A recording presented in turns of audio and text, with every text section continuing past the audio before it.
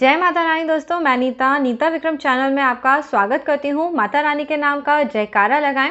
Comment section में जय माता रानी, हर हर महादेव, जय श्री गणेश अवश्य लिखिए। आपको जीवन में सुख, सौभाग्य, सफलता, सभी तरह का आशीर्वाद भोलेनाथ, माता पार्वती और गणपति जी से प्राप्त होगा। दोस्तों, जीवन में कष्ट संकटों का नाश करने के लिए, धन धान्य सुख सौभाग्य संतान का सुख प्राप्त करने के लिए आप सभी को प्रदोष अथवा त्रयोदशी का व्रत करना चाहिए। जो लोग भी प्रदोष त्रयोदशी का व्रत करते हैं उनके जीवन में सुख सौभाग्य बढ़ता है। पुत्रहीन कर इच्छा जोई, निश्चय शिव प्रसाद ते ही होई। पंडित त्रयोदशी को लाएं, ध्यान पूर्वक होम करावे। त्रयोदशी व्रत करें हमेशा, तन नहीं ताके रहे कलेसा।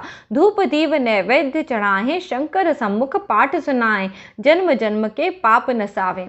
दोस्तों, जन्म जन्मांतर में किए हुए कर्मों के कारण जो हमारे प्रारब्ध होते हैं उसी के कारण हमें सुख या दुख की प्राप्ति होती है। तो इसी प्रकार जो लोग प्रदोष का व्रत करते हैं उनके जन्म जन्मांतर के किए हुए पापों का जो बुरा फल होता है वो समाप्त हो जाता है और इस जन्म में उन्हें सुख सौभाग्य की प्राप्ति होती है। आज हम बात करने वाले हैं रविवार प्रदोष त्रयोदशी व्रत की। यह व्रत दोस्तों इस बार 30 अगस्त 2020 की तारीख रविवार के दिन पे आया है। भाद्रपद मास के शुक्ल पक्ष का रविवार है। इस दिन व्रत रखने से आयु की वृद्धि होती है, स्वास्थ्य का लाभ होता है, जीवन में मान सम्मान सुख संपदा प्राप्त होती है। तो जल्दी से दोस्तों नीता विक्रम चैनल सब्सक्राइब करिए। वीडियो के नीचे बने हुए लाल रंग के सब्सक्राइब के बटन को प्रेस करिए। बाजू में बनी हुई घंटी अथवा बेल के आइकन को प्रेस करिए। इससे आपको व्रत त्योहारों संबंधी सभी जानकारी निःशुल्क प्राप्त होंगी। आज का वीडियो अच्छा लगने पे इसे लाइक कर लीजिए और फैमिली फ्रेंड्स में सबके साथ ज़रूर शेयर करिए। वीडियो को जितना ज़्यादा आप शेयर करेंगे उतना ही ज़्यादा आपको धर्म का लाभ होगा। जैसा कि इस व्रत का नाम है प्रदोष व्रत। दोस्तों, दिन भर में अलग अलग काल होते हैं जिसमें से प्रदोष काल शाम के समय को कहा जाता है, जबकि सूर्य अस्त का समय होता है। इस समय पे ऐसा मानते हैं कि भगवान भोलेनाथ माता पार्वती के साथ बहुत ही अच्छे प्रसंग करते हुए बैठे हैं और वहाँ पे सभी देवतागण भी निवास करते हैं। इस समय पे ही भगवान प्रसन्न मुद्रा में होते हैं, जिसके कारण अपने भक्तों की सभी मनोकामनाएं पूर्ण कर देते हैं।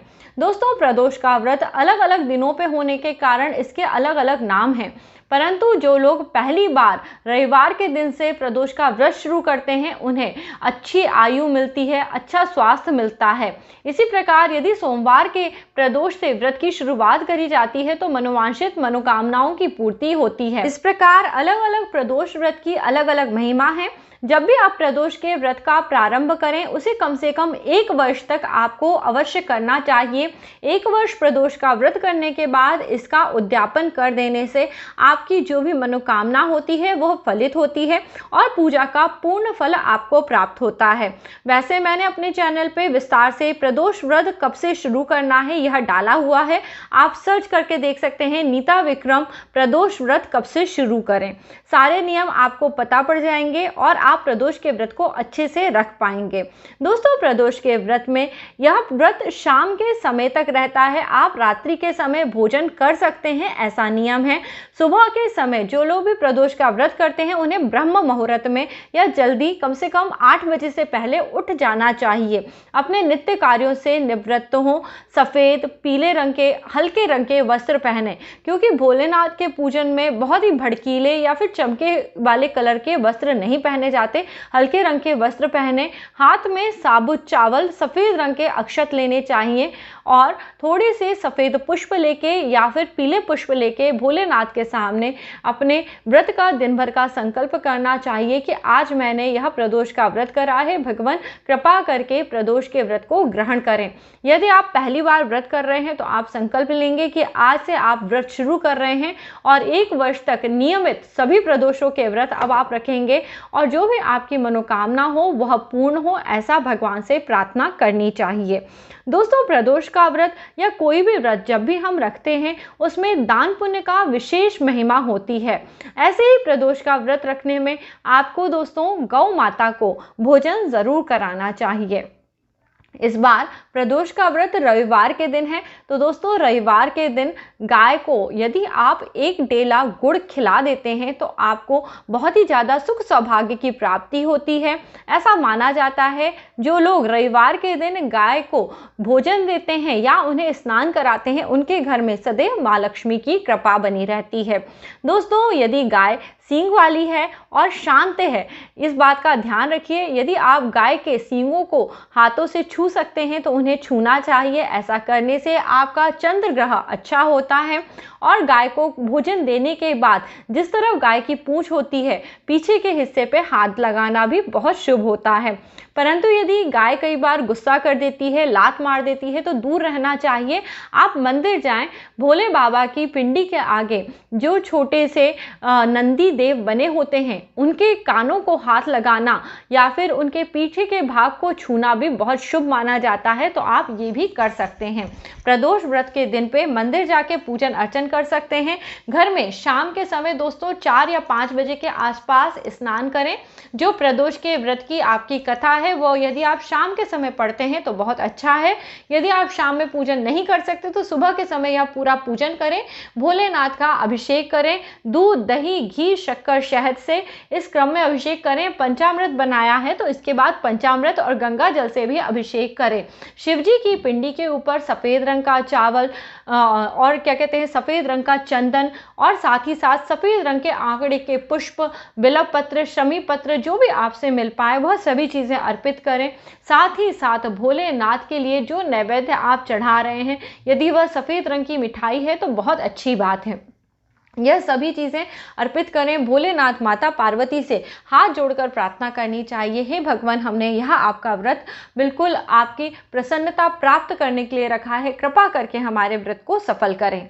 दोस्तों जब मैं आपको 1 वर्ष तक व्रत करने का प्रावधान बता रही हूँ, तो जैसा कि इस वर्ष में अधिक मास पड़ रहा है, तो इस वर्ष में एक वर्ष के अंदर आपको कुल मिला के 26 त्रयोदशी के व्रत करने होंगे, तब आपके यह 1 वर्ष त्रयोदशी व्रत करने का संकल्प पूर्ण होगा।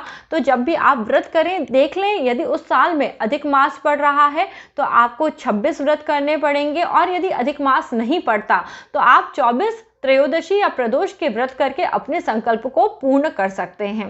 संकल्प जब भी करें इसे पूरे श्रद्धा और भक्ति भाव के साथ इस व्रत को करना चाहिए। भगवान भोलेनाथ का अलग अलग नामों से दिन भर जाप करते रहें। कभी ओम नमः शिवाय का जाप करें, कभी उमापतये नमः कह के, कभी पशुपतये नाथ कह के, इस तरह के जापों से भगवान भोलेनाथ को प्रसन्न करते रहें। दोस्तों जिस प्रकार कोई भी इंसान अपनी प्रशंसा होने से खुश होता है, उसी प्रकार भगवान अपने भक्त के द्वारा अपने अलग अलग रूपों की प्रशंसा सुनकर खुश होते हैं और उनको मनोवांछित फलों की प्राप्ति कराते हैं। रात के समय दोस्तों हो सके तो सेंधा नमक वाला भोजन खाएं, ना हो सके तो आप सादा भोजन खा सकते हैं, इसमें कोई बुराई नहीं है। हो सकता है मैंने अपने पहले किसी वीडियो में बताया है कि मीठा भोजन ही करना चाहिए, पर ऐसा नहीं है। जिन लोगों के शरीर में अशक्ति है, इतना सामर्थ्य नहीं है, उनका शरीर साथ नहीं देता, वह एक समय रात के समय नमक वाला भोजन कर सकते हैं, और दिन के समय में फलाहार ले लें, फल इत्यादि खा के आप इस व्रत को रख सकते हैं। साथ ही साथ जब भी कोई व्रत करते हैं तो उसका महात्मा या कथा जरूर सुननी चाहिए। अब मैं आपको दोस्तों रवि त्रयोदशी प्रदोष व्रत की कहानी सुना रही हूँ, इसे सुनिए। आयु वृद्धि आरोग्यता या चाहो संतान, शिव पूजन विधिवत करो, दुख हरे भगवान। एक समय सभी प्राणियों के हित की रक्षा के लिए भागीरथी के तट पे ऋषि समाज का विशाल गोष्ठी आयोजन करी गई। विज्ञ महर्षियों की एकत्रित सभा में व्यास जी के परम शिष्य पुराण वेत्ता सूत जी महाराज हरि कीर्तन करते हुए पधारे। सूत जी ने, शौनक आदि 88,000 मुनियों ने खड़े होकर सूत जी को दंडवत प्रणाम किया। महाज्ञानी सूत जी ने भक्ति भाव से ऋषियों को हृदय से लगाया और आशीर्वाद दिया। विद्वान ऋषिगण तथा सभी शिष्य अपने आसनों पर विराजमान हो गए। तब सूत जी ने रवि प्रदोष त्रयोदशी व्रत के महात्मा को बताते हुए कहा, रविवार के दिन से इस इस व्रत को प्रारंभ करना चाहिए। प्रातःकाल स्नान करके निराहार रहकर भगवान शिव का ध्यान करना चाहिए। शिव जी के मंदिर में जाके उनका पूजन अर्चन कहना चाहिए और उनके ऊपर ऋतुफल चढ़ाते हुए ओम नमः शिवाय के मंत्र का जाप करना चाहिए। यह जाप आप रुद्राक्ष की माला से भी कर सकते हैं। इस दिन ब्राह्मण को भी यथा योग्य दक्षिणा इत्यादि देके मौन व्रत धारण करना चाहिए। यदि आप हवन कर रहे हैं तो ओम हीम क्लीम नमः शिवाय स्वाहा इस मंत्र से हवन करते हुए आहुति देनी चाहिए। इससे आपकी मनोकामनाएं पूर्ण होती हैं।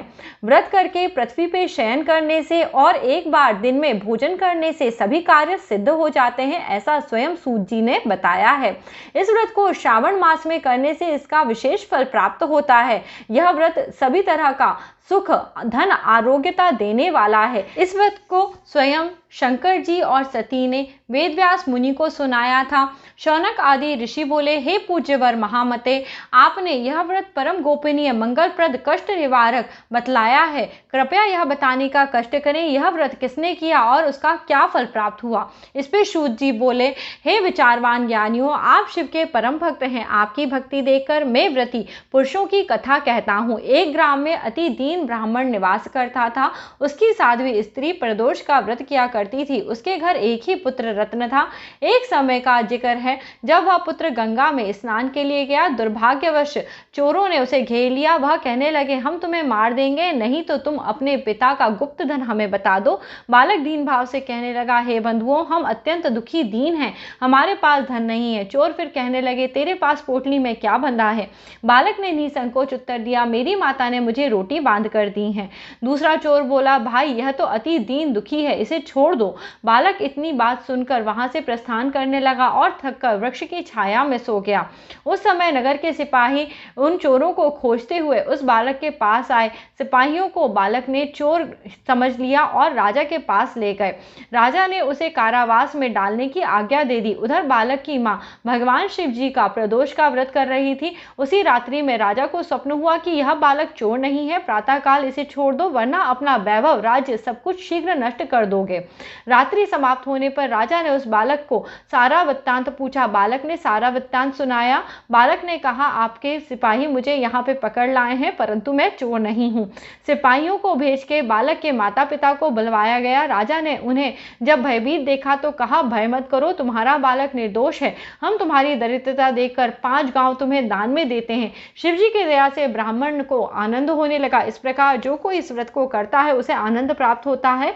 शौनक आदि ऋषि ने बोला, हे दयालु, आप कृपा करके सभी तरह के प्रदोषों का व्रत फल सुनाइए। इस कथा को सुनने मात्र से जीवन में सुख सौभाग्य की प्राप्ति होती है। दोस्तों, यदि आप भी प्रदोष के व्रत करने के बारे में बार बार सोचते हैं और नहीं कर पाते हैं तो आप पे जरूर ही शिव जी की कृपा अभी नहीं हुई है, क्योंकि जिन पे भी शिव जी की कृपा होती है, माता पार्वती की कृपा होती है, वह इस तरह के सुख प्रदान करने वाले प्रदोष के व्रत को अवश्य करते हैं और भोलेनाथ माँ पार्वती का आशीर्वाद उन सभी को प्राप्त होता है। आशा करती हूँ आज का यह वीडियो शिव प्रदोष त्रयोदशी व्रत की विधि मैंने जो आपको बताई है अच्छा लगा होगा। इस दिन पे दोस्तों आप सभी को पुण्य कर्म करने चाहिए। गाय को भोजन जरूर दीजिए। बाकी व्रत के नियम भी आपको पता है। झूठ मत बोलिए, निंदा मत करिए और ब्रह्मचर्य व्रत का पालन करते हुए प्रदोष त्रयोदशी का व्रत करिए। आपका व्रत सफल हो, भोलेनाथ माता पार्वती का आशीर्वाद आपको प्राप्त हो, ऐसी कामना करते हुए आज का वीडियो यहीं समाप्त करती हूँ। यदि ये अच्छा लगा है तो इसे लाइक कर लीजिए और परिवार एवं मित्रों के साथ इस वीडियो को ज़्यादा से ज़्यादा शेयर करिए। अगला वीडियो लेके आपसे जल्दी मिलूंगी। तब तक दोस्तों मेरे नए चैनल नीता विक्रम फैमिली पे जुड़िए, जहां मैं आपसे घर गृहस्थी से जुड़े हुए बेहतरीन टिप्स शेयर करती हूं। यदि आपको चैनल पसंद आएगा तो उसे लाइक करना और सब्सक्राइब करना बिल्कुल मत भूलिएगा। जय माता रानी दोस्तों।